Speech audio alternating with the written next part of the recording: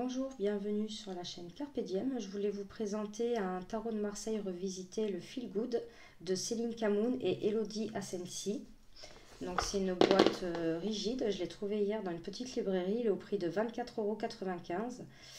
Et donc en regardant un peu les illustrations, je me suis lancée et moi je vous mens pas, j'ai regardé vite fait les cartes et c'est vrai que les gens qui n'aiment pas le tarot de Marseille traditionnel, bon je l'ai pas sous la main là, c'est plus sympa d'apprendre avec quelque chose comme ça. Donc ce coffret Feel Good contient les 78 cartes du tarot de Marseille revisitées et modernisées, réalisées par Elodie Asensi. Graphique, designer et illustratrice, les cartes ont été soigneusement colorisées dans un style à l'image douce et moderne. Dans le livret d'accompagnement, Céline Camoun, voyante et experte en tarot de Marseille, partage tous ses secrets pour vous aider à ressentir toute la symbolique et les messages des cartes. Ce coffret accompagnera vos guidances quotidiennes et vous deviendrez rapidement incollable sur la signification des cartes. Donc c'est une boîte qui s'ouvre comme ceci. Elle est très girly, hein. Donc là, on a le petit livre. Voilà. Dans ce livret, vous trouverez des méthodes de tirage originales, des tableaux mémos pour retenir l'essentiel du tarot en un clin d'œil, ainsi que les clés uniques d'interprétation pour vos tirages. Donc c'est des grandes cartes, hein, c'est des cartes taille oracle. Donc voilà, si l'intérieur de la boîte rose, elle est super jolie. Donc voilà, la taille des... c'est même plus grand qu'un oracle, hein. C'est beaucoup plus grand qu'un oracle. Donc... le dos des cartes est comme ceci. Les tranches sont neutres. Donc on va commencer par regarder un peu le livret, comment il est fait. Par contre le livre, j'ai pas regardé, hein. Donc là on a un sommaire avec donc il y a l'introduction, composition du tarot, les symboliques du tarot, les 22 arcanes majeurs, les arcanes mineurs, conseils pour réaliser des tirages, différents tirages et le mot de la fin. Donc là on a une introduction. Elle vous explique la composition du tarot. Voilà, donc avec les cartes, les majeures et les mineures. Le cycle septénaire du tarot de Marseille. Attendez, je vais baisser, sinon vous ne voyez pas, hein. Les arcanes majeures suivent 3 cycles de 7 cartes, soit 21 cartes auxquelles on ajoute le mât. La seule carte qui ne porte pas de numéro, car c'est celle qui marque à la fois la fin d'un cycle et le début d'un renouveau. Ce chiffre magique va influencer tout votre tarot. Donc le tarot, un nouveau langage. Donc on a la symbolique du tarot. Voilà, nombre actif, impair, 1, 3, 5, 7, voilà. Et les nombres passifs, pair. Les postures, donc debout, assis, corps vers la droite, corps vers la gauche, corps de face. Donc ça c'est super, je trouve. Ça vous explique si le personnage il est debout, je vais vous lire vite fait ça. Alors le personnage debout, c'est le bon moment pour agir, pour dire et vous faire entendre, pour vous imposer. Assis, symbole de réflexion, d'élaboration d'une stratégie, repérer le bon moment pour agir, pas de précipitation. Corps vers la droite, avancez vers votre futur. Le corps vers la gauche, la figure représente une personne dans le passé ou une réflexion. Et le corps de face, soyez dans l'action, faites un choix. Donc là, après, nous avons les couleurs. Donc le blanc qui est relié à l'air, au spirituel. Donc signification, esprit, paix, pureté, innocence. Donc je vous mets comme ça si vous voulez mettre pause. Donc pour chaque couleur, elle a fait un petit tableau, je trouve ça bien. Les 22 arcanes majeures, on vous explique les arcanes majeures, voilà. Et après nous passons à la signification des cartes. Alors ce que je trouve bien, c'est qu'il n'y a pas 4 ou 5 pages à lire. Mettons, voilà, je vais vous lire le battleur. Donc comme c'est un tarot de Marseille, vous voyez, on commence par le battleur. Et le mât, donc qui est le fou, il sera à la fin. Donc c'est vraiment un tarot de Marseille, hein. Donc pour le battleur, esprit d'initiative, esprit créatif, optimiste, nouveau départ, explorer ses ressources.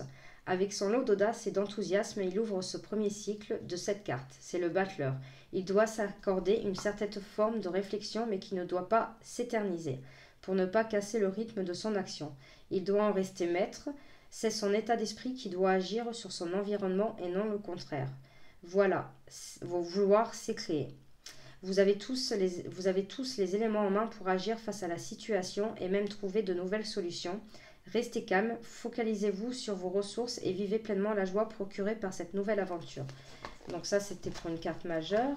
Et admettons, voilà, donc les cartes mineures, c'est comme ça. Hop.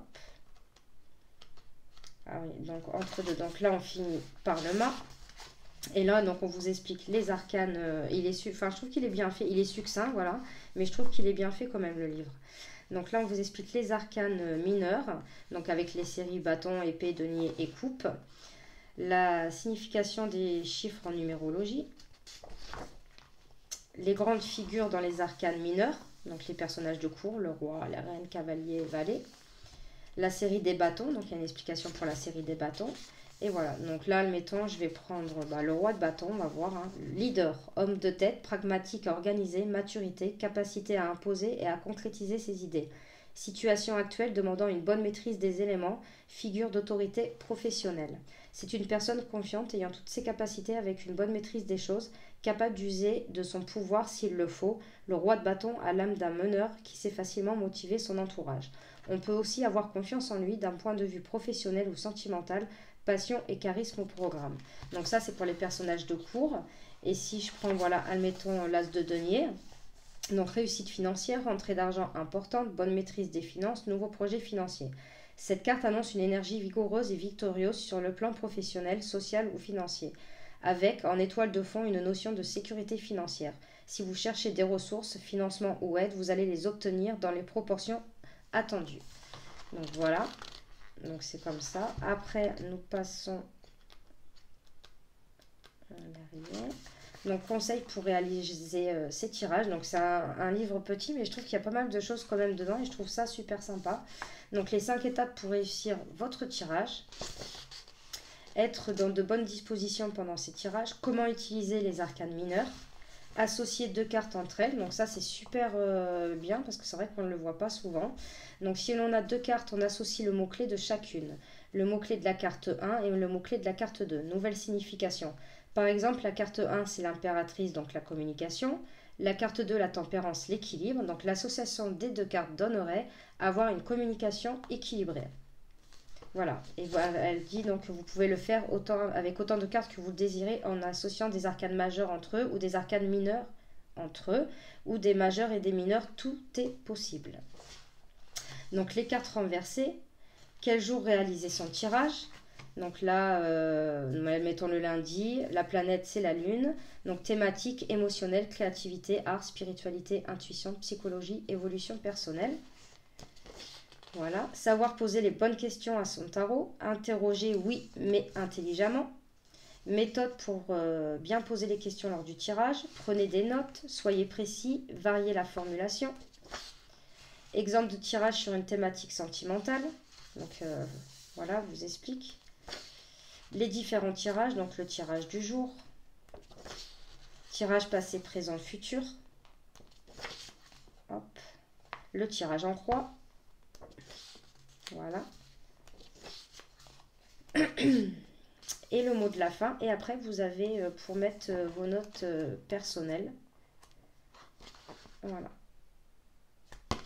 Donc, ah oui, j'ai oublié de vous dire, c'est aux éditions Hachette.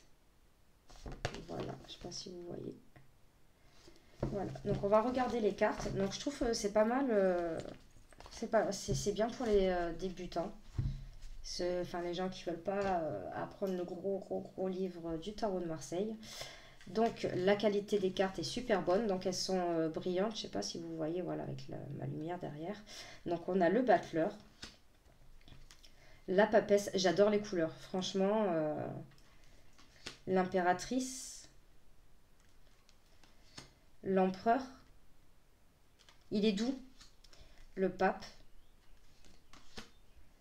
l'amoureux, le chariot. En plus, les personnages sont diversifiés. On a des personnages de couleur, des minces, des un peu... Voilà, regardez. Et je trouve ça super bien. La justice. L'ermite. La roue de fortune. La force.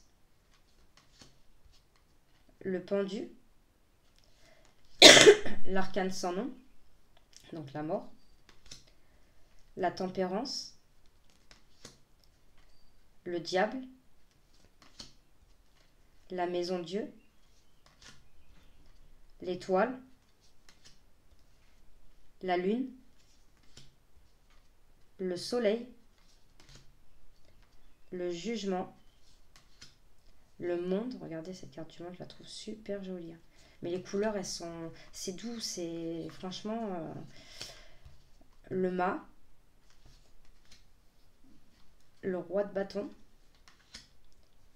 la reine de bâton, le cavalier de bâton, le valet de bâton, donc représenté par une femme. Et là, on va passer donc, bon ouais, c'était la série des bâtons, excusez-moi, donc l'As. Le 2, donc c'est un tarot de Marseille, hein. Donc là, je passe vite fait les cartes mineures. Le 3 de bâton, le 4, le 5, le 6, le 7, le 8, le 9, le 10 de bâton. Là, on va passer à la série des deniers. C'est dommage que j'ai pas sous les mains. C'est vrai que c'est beaucoup plus sympa d'apprendre avec un tarot de Marseille revisité comme celui-ci qu'un tarot de Marseille traditionnel.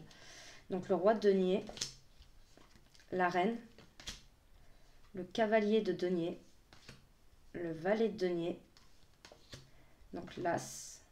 Bon, voilà, on a quand même un peu, pas sur toutes, mais enfin, sur l'as, on a, sur les as, on a un petit peu des illustrations. Enfin voilà, c'est plus joli un 2 de denier comme ça que comme le tarot de Marseille, quoi. Après, c'est mon avis.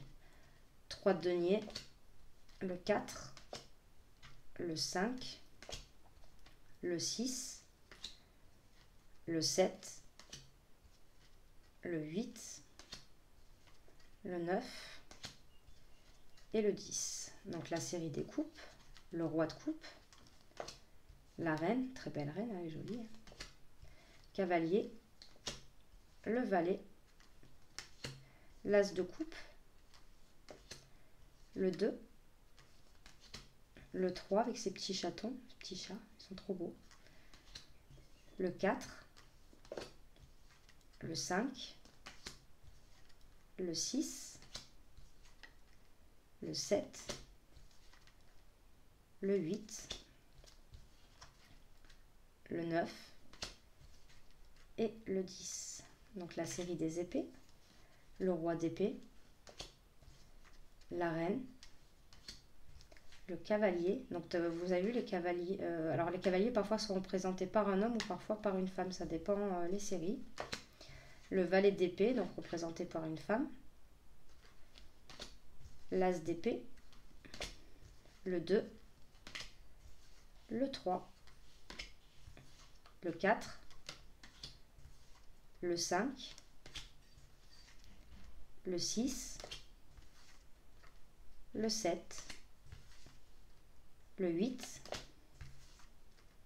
le 9 et le 10. Voilà, donc c'était pour le tarot de Marseille Feel Good. J'espère que cette vidéo vous aura plu. N'hésitez pas à mettre des commentaires, j'aimerais bien savoir ce que vous en pensez de ce tarot de Marseille revisité. Mettez un petit pouce et n'hésitez pas à vous abonner. Moi, je vous fais de gros bisous et je vous dis à de prochaines vidéos. Merci.